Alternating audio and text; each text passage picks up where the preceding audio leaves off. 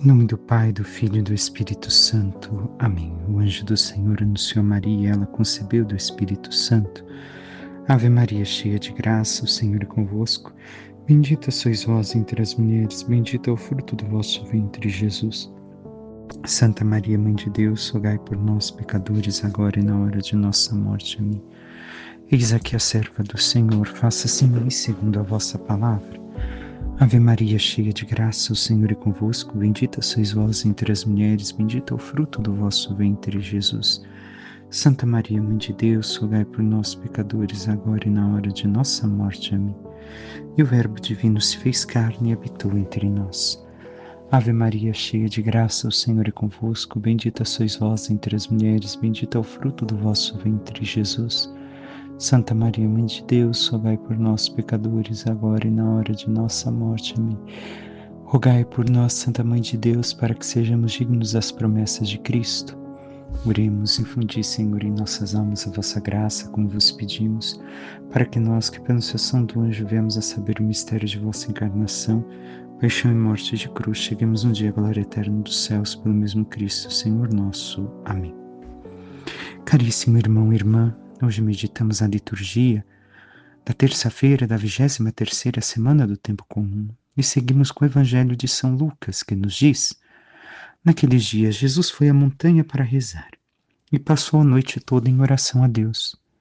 Ao amanhecer, chamou seus discípulos e escolheu 12 entre eles, aos quais deu o nome de apóstolos: Simão, a quem pôs o nome de Pedro, e seu irmão André, Tiago e João, Filipe e Bartolomeu, Mateus e Tomé, Tiago, filho de Alfeu, e Simão, chamado Zelota, Judas, filho de Tiago, e Judas Iscariotes, aquele que se tornou traidor. Jesus desceu da montanha com eles e parou num lugar plano. Ali estavam muitos dos seus discípulos e grande multidão de gente de toda a Judéia e de Jerusalém, do litoral de Tiro e de Sidônia. Vieram para ouvir Jesus e serem curados de suas doenças. E aqueles que estavam atormentados por espíritos maus também foram curados. A multidão toda procurava tocar em Jesus, porque uma força saía dele e curava a todos. Palavra da salvação, glória a vós, Senhor. O que temos a tirar para nós deste evangelho, que parece não ter muito, mas o tem? Primeira coisa, Jesus vai à montanha para rezar e passa a noite toda em oração. O que acontece? No dia seguinte, ele escolhe os 12. E aqui está algo que deveria de ser claro para nossas vidas e nem sempre é. O Senhor, sem precisar rezar, porque é um com o Pai, demonstra para nós o quanto nós necessitamos nos unir ao Pai, subir a montanha da oração, ir ao encontro de Deus. E não somente, por assim dizer,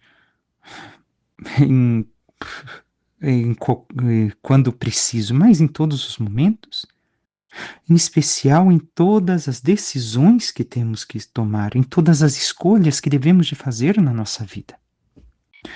Jesus passa a noite em oração e o primeiro questionamento: o que passamos fazendo à noite? A noite que normalmente a maior parte de nós tem como, entre aspas, momento de repouso. Não estou falando da hora de dormir, mas o meu tempo livre, depois do meu trabalho, depois da correria do meu dia, eu passo fazendo o quê? Somente assistindo séries, vendo bobeiras na internet, coisas para distrair minha mente, ou também aproveito o tempo para estar em oração como Jesus, buscando a união com o Pai, lendo algo da minha fé, lendo a vida dos santos, meditando a palavra de Deus. E, como dizia, a oração dá origem à escolha de Jesus e deve de dar origem a cada escolha de nossa vida. Tudo o que devemos de fazer, todas as decisões importantes, devemos de buscar na oração que o Senhor nos ilumine o que Ele espera de cada um de nós. O que vamos fazer no dia quando estamos divididos, em dúvida do que fazer ou não fazer. onde colocar as crianças para estudar, quem é pai e mãe, ou qual decisão tomar em certas situações, em certas conversas que devo ter com a família, o como fazer.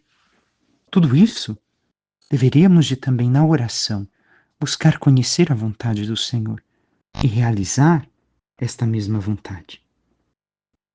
E então vemos aqui uma coisa que complementa a outra. Primeira, da noite da oração começa a nascer a igreja.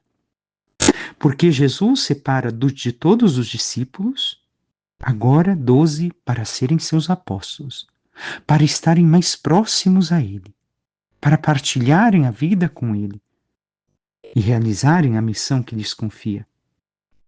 E nisso vemos que, ao iniciar do novo dia, nasce a igreja, começa a nascer a igreja, por causa da oração de Jesus, que continua intercedendo, rezando por nós diante do Pai, como diz o próprio São Paulo, que intercede por nós diante do Pai. E vemos que então Jesus escolhe 12 e nos dá um nome. O último, aquele que se tornou traidor, não era, se tornou, porque não se deixou amar por Cristo. Não deixou-se entrar na dinâmica do amor de Cristo. E então, aqui devemos de ter conosco que atrás de cada nome tem uma história, tem um caráter diferente, tem uma peculiaridade, tem um limite. Cada um tem a sua forma de ser. Recordemos, Judas Iscariotes vai trair, vai vender o Senhor. Por quê? Porque não se deixou amar e não soube entrar em tudo aquilo que o Senhor lhe ensinava. Recordemos, ele aprendeu, escutou tudo que os demais aprenderam e escutaram, porém não entrou na dinâmica de tudo aquilo. Se manteve superficial, se aproveitou daquilo que poderia tirar de Jesus para o seu bem. Recordemos a bolsa de dinheiro que roubava, mas não olhemos somente o dinheiro, e olhemos aquilo que também é um risco para nós, de querer nos aproveitar da situação que Jesus pode nos dar. E não é só questão financeira. Qualquer coisa na nossa vida.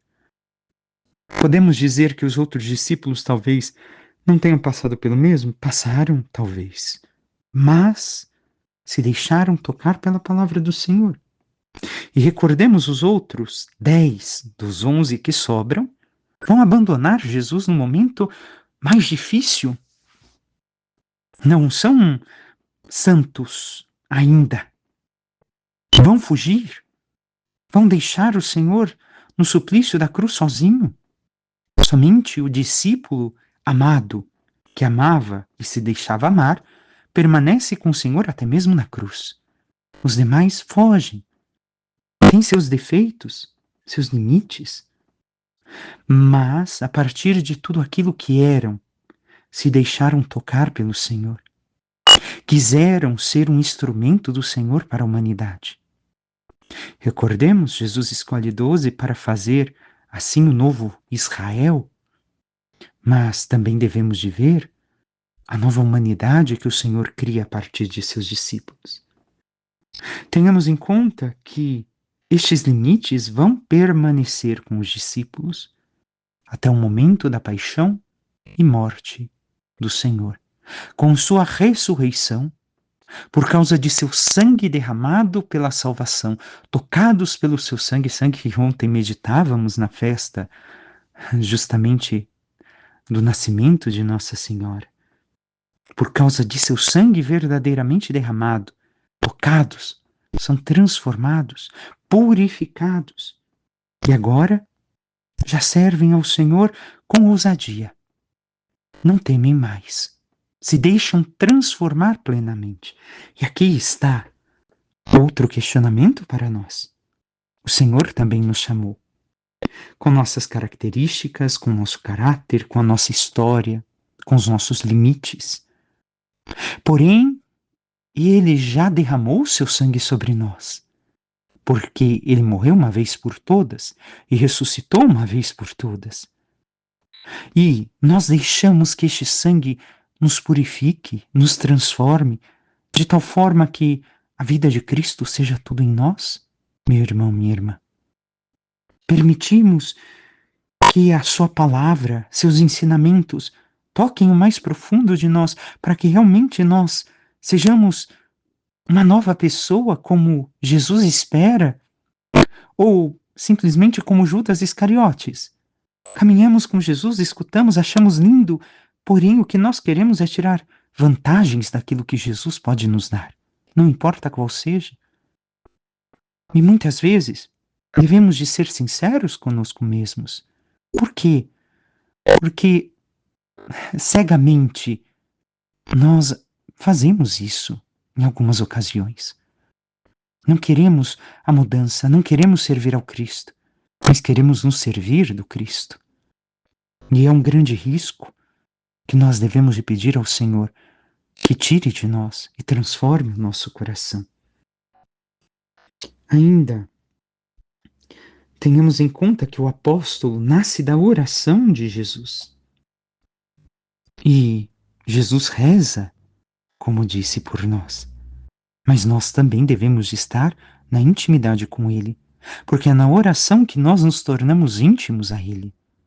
Os sacramentos de forma especial, profunda, mas a oração também nos leva a esta comunhão, a esta união, ao ponto que, olhemos os santos místicos, a intimidade tão grande que tinham no momento de oração, intimidade com o Senhor.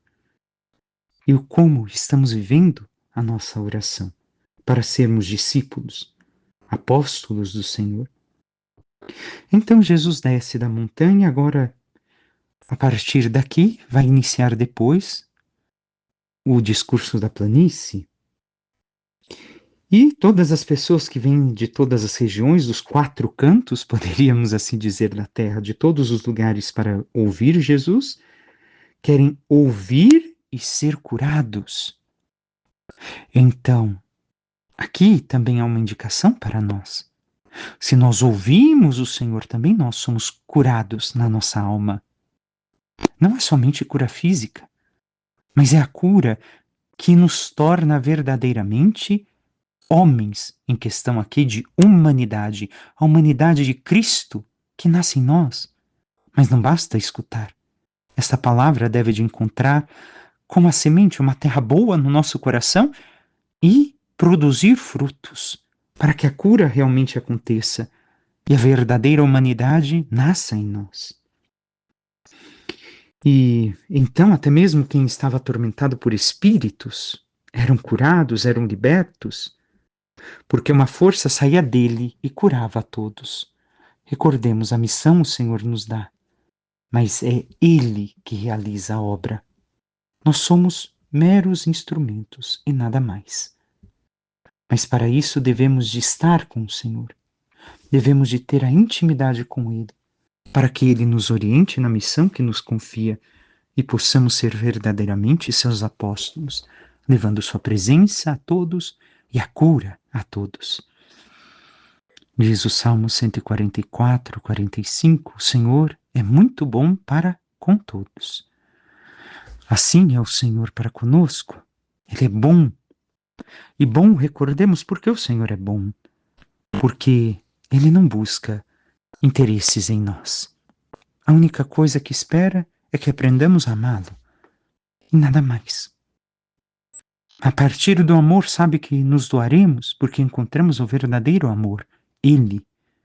Mas espera este gesto de bondade que nasce dele e que encontra em nós, por assim dizer, uma passagem se nós nos abrimos para ele. Passemos à primeira leitura da carta de São Paulo aos Colossenses. Irmãos, assim como aceitastes a Cristo Jesus como Senhor, assim continuai a guiar-vos por ele, enraizados nele, edificados sobre ele, apoiados na fé que vos foi ensinada, dando-lhe muitas ações de graças. Ação de graças é Eucaristia, no grego. Então, São Paulo está falando aceitar Jesus como Senhor, Kyrios, Kyrie, como rezamos na missa. Jesus como Senhor, como aquele que é dono da nossa existência, dono da nossa vida e que deve de guiar tudo. Mais uma vez, voltamos ao Evangelho, ao ser apóstolo, ao estar na intimidade, porque às vezes sabemos das coisas no sentido, no quesito conhecimento, mas não sabemos como praticá-la. Só o Espírito Santo, o Espírito de Cristo, que é o Espírito Santo que pode impulsionar a como agir, a como sermos verdadeiramente servos deste Senhor e viver em ação de graças. Ação de graças em Eucaristia.